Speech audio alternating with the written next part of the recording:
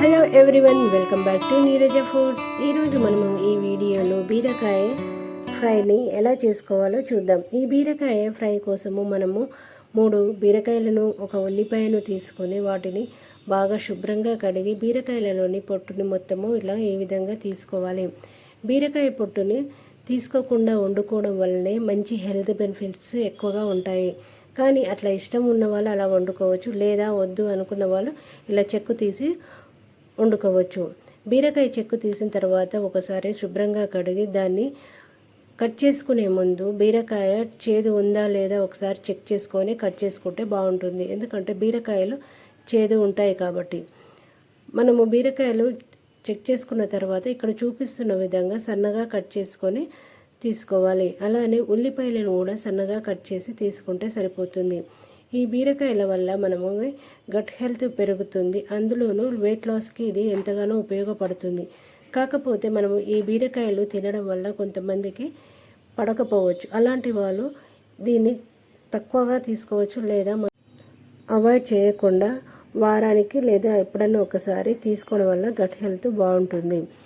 దీన్ని మనము కూరను ప్రిపేర్ చేయడానికి ఇక్కడ స్టవ్ వెలిగించి దానిపైన ఒక కడాయి పెట్టి దాంట్లో 2 చెంచాల నూనె వేసి దాంట్లోనే 1 చెంచా జీలకర్ర, 1 చెంచా ఆవాలు, 2 చెంచాల శనగపప్పుని, 2 చెంచాల మినపప్పును వేసి అది బాగా వేగుతుండగా ముందుగా కట్ చేసి పెట్టుకున్న ఉల్లిపాయలను వేసుకొని బాగా కలిపి ఒక 5-10 నిమిషాల వరకు ఫ్రై చేసుకోవాలి. అది ఫ్రై అయిన తర్వాత మూత తీసి దాంట్లో 1 చెంచా పసుపుని, 1 చెంచా ఉప్పుని వేసుకొని బాగా కలిపి దాంట్లోనే 1 చెంచా అల్లం వెల్లుల్లి పేస్ట్ను వేయాలి. ఇక్కడ అల్లం వెల్లుల్లి పేస్ట్ అది స్కిప్ అయిపోయింది కాబట్టి మీరు 1 చెంచా అల్లం వెల్లుల్లి పేస్ట్ను కూడా వేసుకోండి.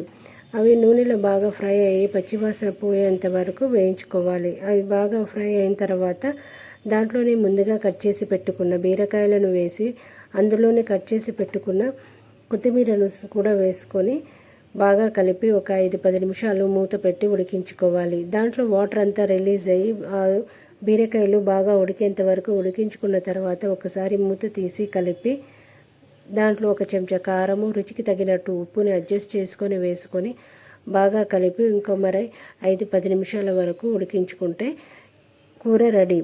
దీంట్లోని మనము వాటర్ కావాలంటే అడ్జస్ట్ చేసుకొని వేసుకోవచ్చు, లేదా ఇలా కూడా తీసుకున్నా కూడా బాగుంటుంది.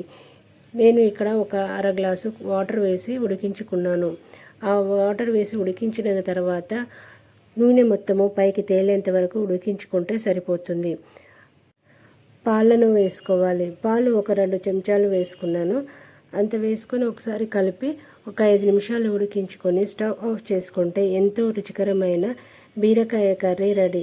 ఇది చపాతీ, అన్నము, రోటీలోకి చాలా బాగుంటుంది. ఒక్కసారి ఈ విధంగా నేను చూపించిన విధంగా చేసుకొని ఎలా వచ్చిందో కామెంట్లో తెలపండి. నా వీడియోస్ కనుక మీకు నచ్చినట్లయితే లైక్ చేసి, షేర్ చేసి, సబ్స్క్రైబ్ చేసుకోండి. మరిన్ని కొత్త వీడియోస్తో మళ్ళీ కలుద్దాం. Thank you for watching.